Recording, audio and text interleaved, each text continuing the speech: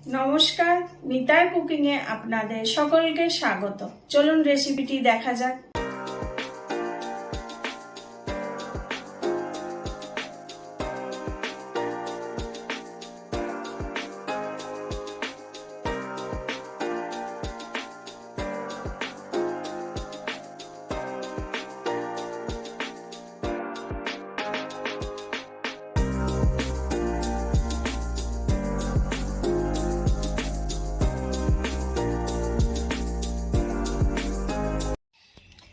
এসে গেছি নতুন একটা ভিডিও নিয়ে।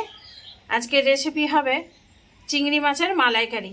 আমি এখানে 6 পিস চিংড়ি মাছ নিয়েছি।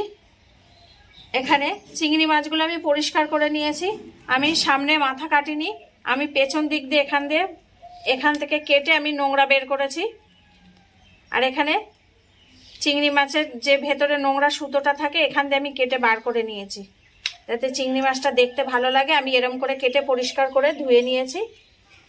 চিংড়ি মাছের মালাইকারি করতে যা যা উপকরণ লাগবে আপনাদের দেখাচ্ছি। এখানে আছে একটা পেঁয়াজ বাটা, আমি বড় দেখে একটা পেঁয়াজ নিয়ে পেস্ট করে নিয়েছি। এখানে আছে 1.5 চামচ আদা রসুন পেস্ট আছে, 1.5 চামচ আদা, 1.5 চামচ রসুন পেস্ট। এখানে আছে একটা বড় টমেটো পেস্ট করে নিয়েছি। নারকেলের দুধ করে নিয়েছি আমি এখানে 1 গ্লাস।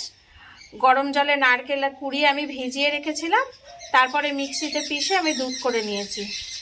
গোটা মশলার মধ্যে আছে 5টা এলাচ, এখানে লবঙ্গ আছে 5টা, 2টো দারচিনি, 3টে শুকনো লঙ্কা, 1 চামচ গোটা জিরে। আর এটা রান্না হবে সর্ষের তেলে। গুঁড়ো মশলার মধ্যে যা লাগবে আপনাদের দেখাচ্ছি। লবণ আছে, এখানে আছে 1 চামচ কালার লঙ্কা, এখানে আছে 1.5 চামচ হলুদ, ঝাল লঙ্কার গুঁড়ো আছে 1 চামচ, 1 চামচ আছে গরম মশলার গুঁড়ো, 1/2 চামচ চিনি আছে, এখানে ঘি।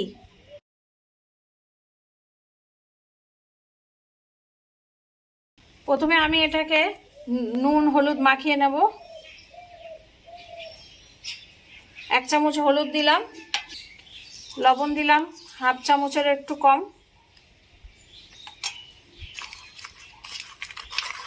ভালো করে গায়ে মাখিয়ে দেব।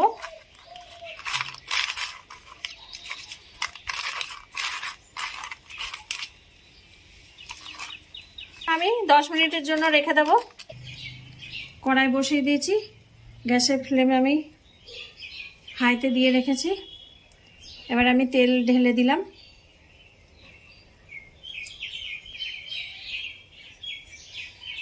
তেলটা গরম হলে তারপর আমি মাছটা দেব। তেল গরম আছে, এবার একটা একটা করে আমি মাছ ছেড়ে দেব। মাছ দেওয়ার সময় আপনারা সাবধানে দেবেন।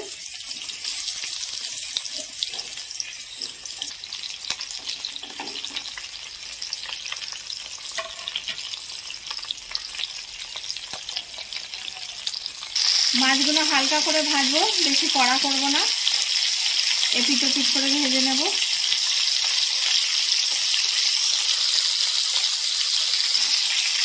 এবার উল্টিয়ে দেবো মাছগুলো।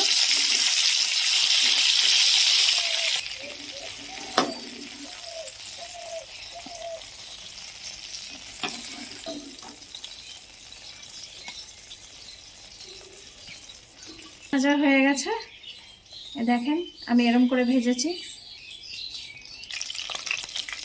এবার যে কড়াইতে আমি মাছ ভেজেছি ওই কড়াইতেই তেল দেবো। আরেকটু তেল দিয়ে দিলাম, তেলটা গরম হোক। তেল গরম হয়ে গেছে, গোটা মশলা দিয়ে দিলাম, দিয়ে এবার একটু ভেজে নেব। এই সময় একটু সাবধানে করবেন, নাহলে এই ফাটে এলাচগুলো। ভালো গন্ধ বেরোচ্ছে। এবার আমি পেঁয়াজের পেস্ট দিয়ে দেব। পেঁয়াজের পেস্ট দিয়ে আমি ভালো করে পেঁয়াজের জলটা শুকিয়ে নেব, একটু হালকা ভাজা ভাজা করে নেব। পেঁয়াজটা ভাজা ভাজা হয়েছে, এবার টমেটোটা দিয়ে দেব। টমেটো পেস্ট দিয়ে দিলাম। এবার টমেটো পেস্ট দিয়ে আমি আবার ভালো করে কষবো।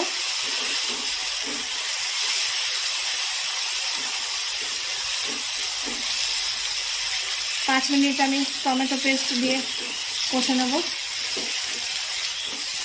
টমেটোর জলটা যতক্ষণ না শুকিয়ে যায়।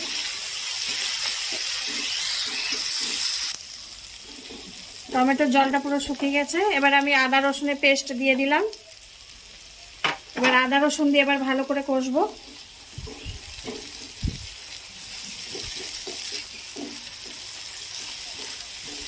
আপনারা যদি চান একসাথেও কষতে পারেন, আদা টমেটো সব কিছু একসাথে দিয়ে, কিন্তু এই মালাইকারি ক্ষেত্রে পর এক পর সব মশলা দিয়ে কষতে থাকলে ভালো লাগে, টেস্ট বেশি হয়। ভালো করে নেড়ে ছেড়ে আদা রসুনের কাঁচা গন্ধ যখন চলে যাবে তখন আমি গুঁড়ো মশলা দেব। 5 মিনিট আমি ভালো করে কষে নিয়েছি জল ছাড়া। এবার আমি একটুখানি দুধের জল দেব। প্রথমে নারকেলের দুধটা আমি সরিয়ে রেখেছি, এটা দ্বিতীয়বারে।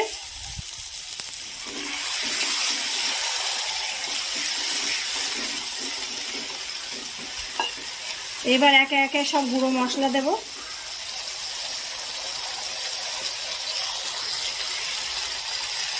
এক চামচ লবণ দিলাম, হলুদ গুঁড়ো দিলাম 1 চামচ মতন, ঝাল লঙ্কার গুঁড়োটা দিয়ে দিলাম, কালা লঙ্কা দিয়ে দিলাম, দিয়ে এবার ভালো করে কষে নেব।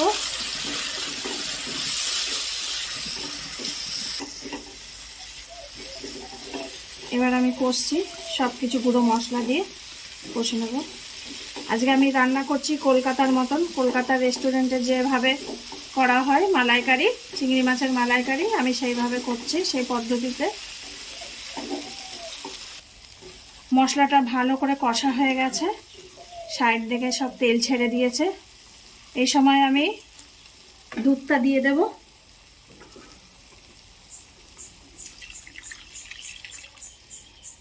আপনারা যে পরিমাণের ঝোল রাখবেন সেই হিসাবে দুধ দেবেন। যদি কষা খান কষা রাখবেন, একটু যদি ঝোল চান ঝোল রাখবেন, সেই হিসাবে আপনারা দেবেন দুধটা। এবার ফুটে উঠলে আমি এতে চিংড়ি মাছ দিয়ে দেব। ফুটে উঠেছে ভালো করে ঝোল, এবার আমি মাছটা দিয়ে দেব।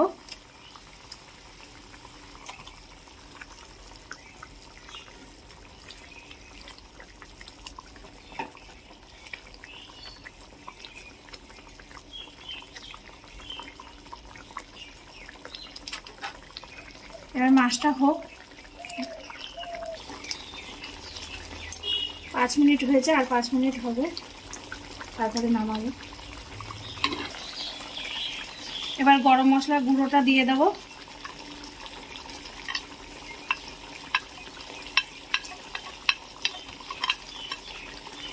চিনিটা একটু দিয়ে দিলাম।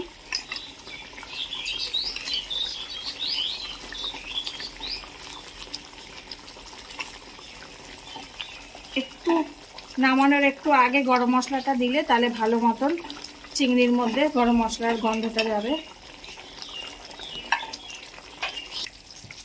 এবার নামানোর আগে আমি একটু ঘি দিয়ে দেব। কলকাতার রেস্টুরেন্টের মতন হচ্ছে, এই জন্য ঘি তো দিতেই হবে নামানোর আগে। আর একটু ওপর থেকে হালকা গরম মশলার গুঁড়ো ছিটিয়ে দিলাম নামানোর আগে। আর এক চিমটি লবণ দিয়ে দিলাম। এবার আমি একটু এটাকে লো হিটে একটু 5 মিনিট ঢেকে রাখবো, তারপরে নামিয়ে দেব।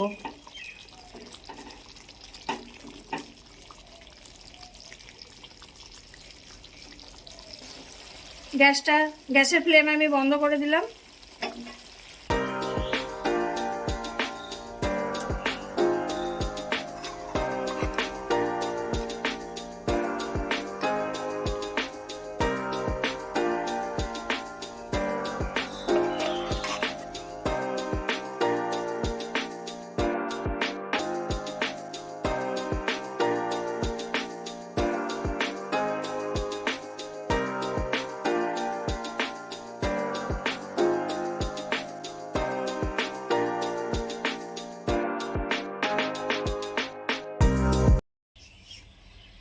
প্লেটে বেড়ে ফেলেছি, দেখেন কেরম লাগছে। এরম ভাবে বাড়িতে আপনারা বানাবেন, এরম করলে মালাইকারি ভালো লাগে খেতে, কলকাতার মতন, কলকাতা স্টাইলে আমি আজকে মালাইকারি রেঁধেছি। যদি ভালো লাগে তাহলে ভিডিওতে একটা লাইক দেবেন। রেসিপিটি যদি ভালো লেগে থাকে তাহলে লাইক, কমেন্ট, শেয়ার এবং সাবস্ক্রাইব করবেন। আর যদি ভালো না লাগে তাহলে ডিসলাইক দিয়ে কমেন্ট করে জানাবেন। সকলে ভালো থাকবেন, আসি তাহলে।